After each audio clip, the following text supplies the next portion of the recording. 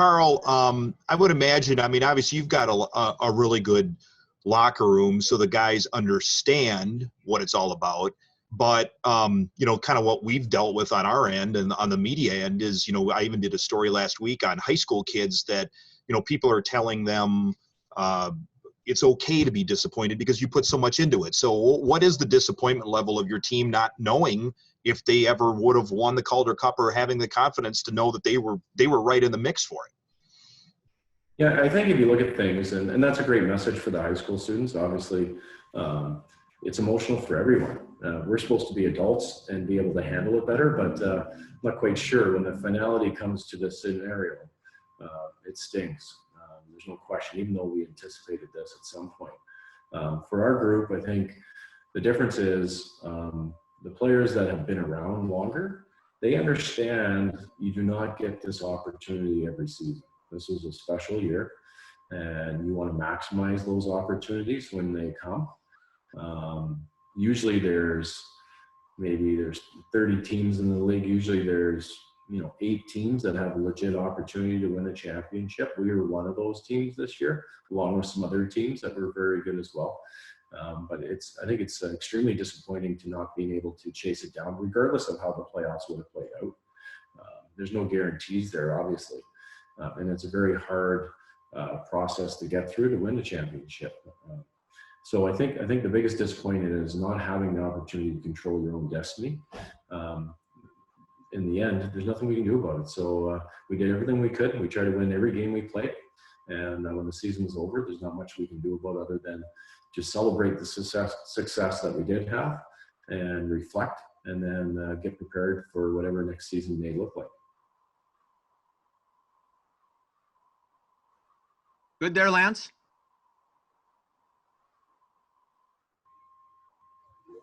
Okay. Ben, go ahead. You're the next caller.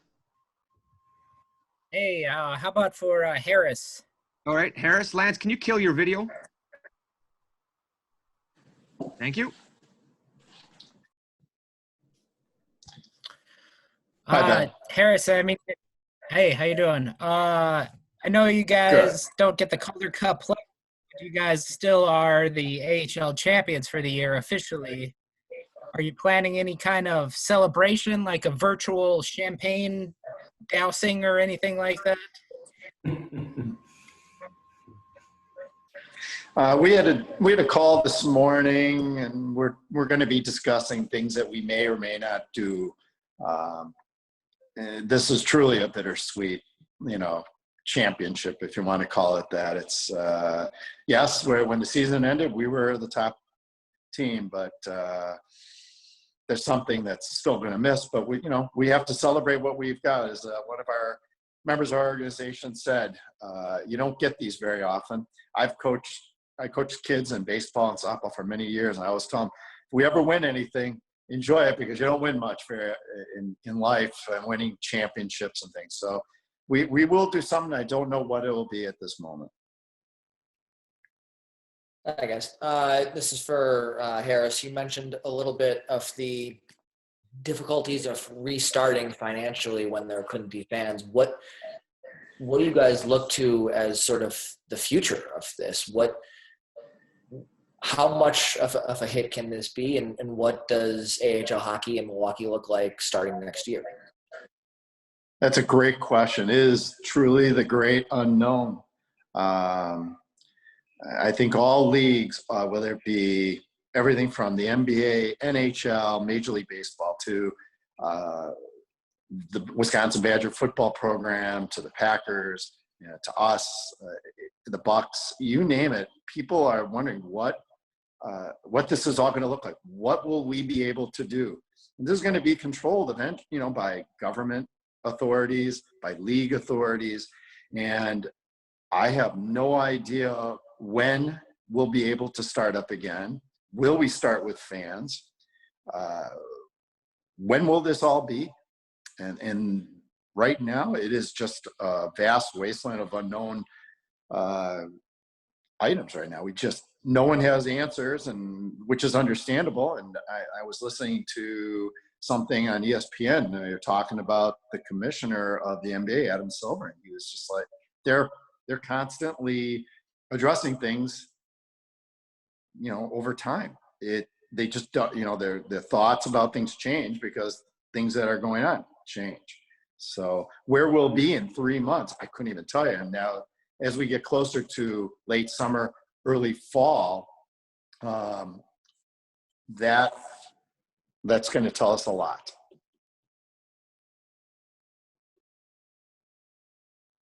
Thank you. Okay, Jason Karnowski.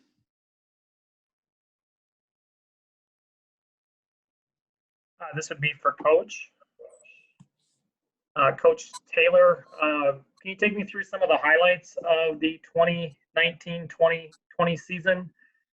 Things like the winning streak, the record-setting winning streak, the home winning streak, and some of the moments that you guys had late in the year before, maybe this outcome was becoming a possibility, but you guys played so well in some of those late games.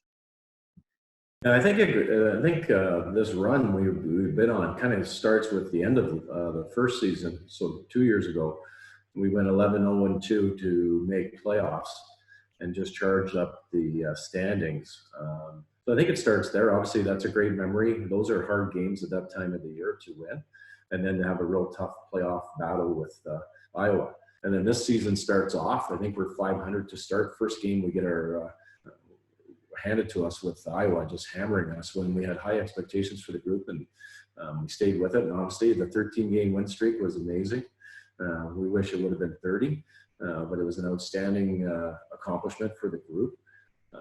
When you look at the stats and the different things about this team and how well the players, for me, I think the thing that I take out of this season that is the most enjoyable, you can talk about the rookie player of the month, and Tommy Novak, and all these different accolades the players got, guys going up, Jared Tenorti getting another shot in the National Hockey League. That's a huge moment for our staff and for our organization.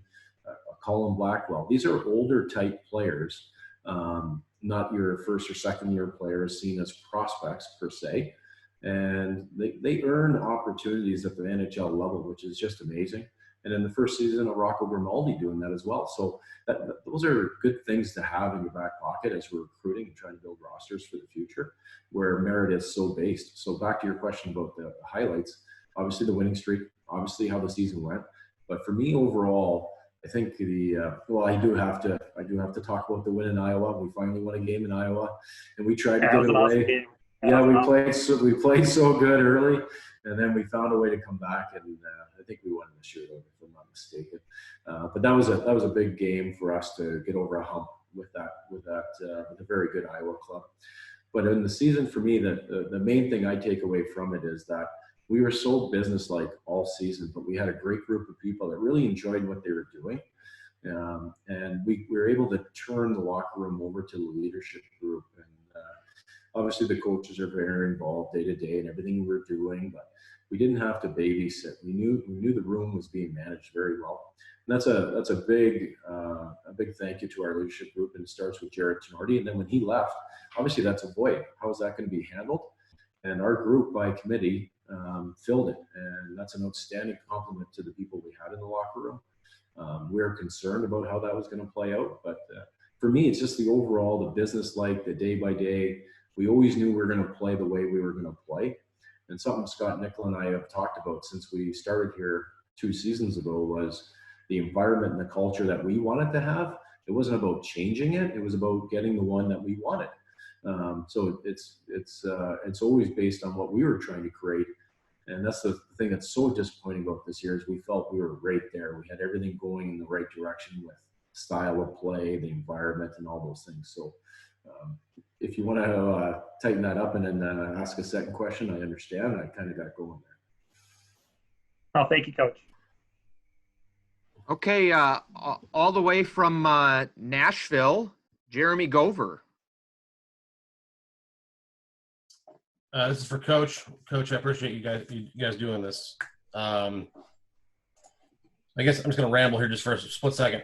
Guys play to win, right? I mean, they go through the grind of an 82-game season, a 76-game season in order to compete for a championship. put simply, they put their bodies on the line and they're almost willing, okay, loose quotes, willing to get hurt for the opportunity for a championship. How do those conversations go? I know there's nobody to blame here, right? It's obviously out of your guys' control, but how do those conversations go when you're talking to your players on a one-on-one basis and kind of massaging that, like, hey, we had this great season and we don't get to do that? I don't think you're ever going to take away the sting. The sting is always going to be there. And, over these next 4 days, we're going to be having one-on-one meetings with each player, just like me and you are doing it here. And so we'll have extensive meetings. We've had lots of conversations with our group over the last 2 months as we've gone through the pause of the season. There's no getting over it. And it's just a reality of the situation. Our theme this year was onward. So if you look at last year, we were always about changing and doing what we need. We wanted to win. And that was the goal going into this season. And so we came up with a theme of onward, and it doesn't matter what was going, we need to move forward. Yes, the first year was fine, but we did lose in the first round. So we wanted to set a standard and an expectation for our group here that was elite. And so our theme was onward. No matter what happens, we're moving ahead. And now we're challenged to do it again in this situation. So I think as a group, when you look at what we did this season, it was very special. And I think our group understands that. We did have some older players who've gone through some things and they understand. And you look at our roster going into playoffs in season 1, we didn't have a lot of playoff experience. So that's a bit of a stinger out of this as well, because we wanted to gain that experience. There's no guarantees we're going to win a championship, but sometimes you got to go through the grind of the playoffs to understand it and then earn some stripes that you can use at a later date. So that's a big hole for every team that was hoping to have a championship run this year. But I think with the players and battling through, we ask a lot of our players here. We're expected to play a certain way. And there's a real culture to our team here that is, there's things that each player has to do regardless of skill, age, all those things. And all our players here are very committed to doing the things, like you said, blocking the shots, the hard plays. We reward them in video. We reward them every chance we can to show those hard things being occurred, because we definitely want to see them replicated. So maybe we just got to show them doing those hard things so we get them again next year. Okay, Scott, back to you. Scott Grodzki. Coach, sorry, sticking with you. The last month and a half where there was this uncertainty of could the season come back in a week? Could the season come back in a month? Is the season going to be gone? How difficult was this last month and a half for you to not know what's going to happen? Well, I thought the way we approached it as a staff is that we signed each other a team, a potential playoff opponent. So we did some work and prepared for the what ifs. It's very difficult. You get taken out of your routine, obviously. I live in Lake Country, so we saved a lot of money on gas driving into Milwaukee. But as a group, in all honesty, it was very difficult for us because of the situation we were in. We met with our players, we had conversations with our players, and the messaging always was, let's plan on the season continuing, because we wanted them to prepare. And let's be real, if the season started today, or if we were back to training in the what if world, the two seasons are probably separate, even though it is one season, because who knows how your team comes back or how it recovers or all those different things. There's a lot of what ifs to deal with. We were hoping that they would come back in great shape, and I believe our group was doing the things they needed to do to try to present that. But you never know how the pieces are going to come together again, and it would have been a sprint to the finish no matter what the situation was. So a very difficult situation to deal with for all the players, all the coaches, probably more for the players, because they're trying to train, guys are lifting buckets of water, and some guys have better facilities than others at home. We have players from Europe, some stayed here. It was just really difficult to get through from a sporting perspective, but let's keep it in perspective, because there's a lot of people that have lost jobs. There's a lot of people that are in much dire positions than we've been, and dealing with things that are much more pressing. So as disappointing as we are, we have to remember it is a game, and there's other things we need to consider. We need to focus on being very good citizens. Okay, Lance has a question for Harris. Yes, sir.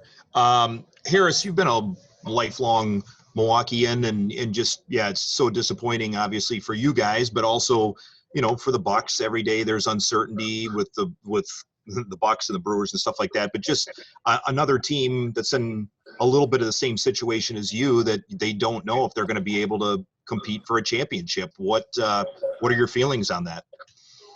Well, it was, Milwaukee was having just a magical year. Our team having a great season on the ice and off.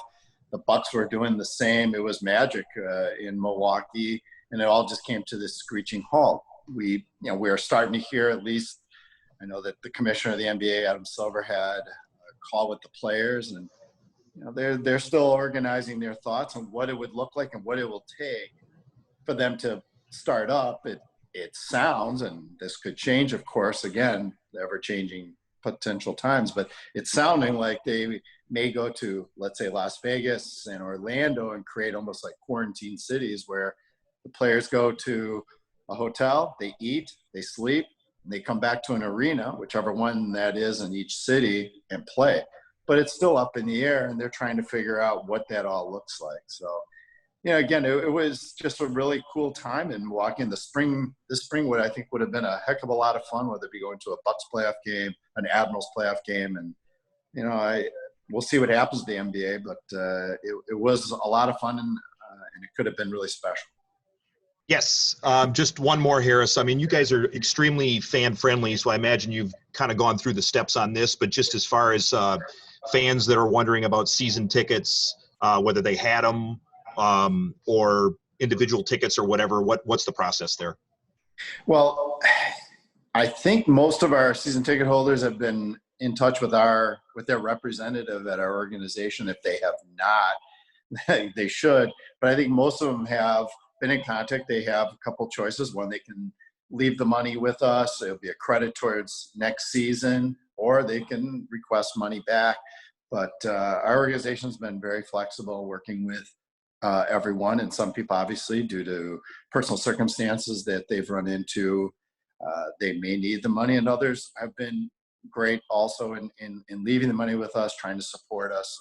And no matter the circumstance, we've been thankful. We're so thankful for all the people in our community who have supported Admirals hockey. We had so many great crowds this year.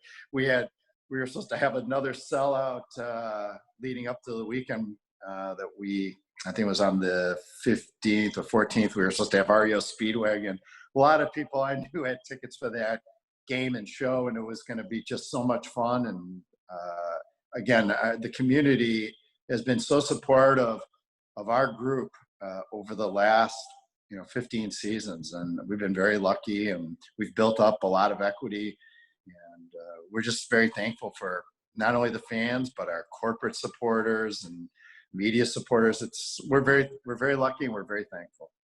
I guess, again, Harris, you don't have to answer it.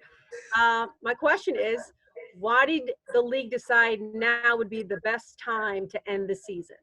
Yeah. As I mentioned earlier, the league was hoping, obviously, like all leagues, to see what would happen after the season got stopped and where we were going to go. And May 1 was sort of a magical date. They were just seeing what was going on, but I think over time they started to realize that the idea of starting the league back up, due to the fact that all of our revenues are derived from ticket sales, concessions, and merchandise, that it was going to be very difficult without those to ever get going again. And the laws of each state and what they're allowing and not allowing, there's still the great unknown. And so it was finally decided that because of all these factors, that it was time to shut the season down. Great, thanks. And then, Coach, do I just ask Coach again? I don't know. Yeah, sorry. No, I honestly, Coach, you don't have to answer it again. Is the silver lining that the Admirals still win the AHL title from this season? Yeah, I would be more than happy to address that. I think if you look at what we did this season, our accolades are unbelievable. We finished first overall in the league. People want to say whatever they want to as far as putting asterisks beside things. But again, we don't control anything that occurred other than we're trying to win every game we can, playing the right way, which is Milwaukee Admirals hockey, and focusing on our group and developing our players. So we had bigger fish to fry this year. We were really focused on having a great playoff run. going deep, playing into June. Who knows what would have happened, and we can all speculate. Now that that's over, okay, what did we do? Let's take a recap of what we did. Let's look at what we did well and where we can improve. And I think if you look at what we did accomplish in the time that we were playing this year, I think everyone would be pretty proud of the effort and the numbers that lay out in front of us.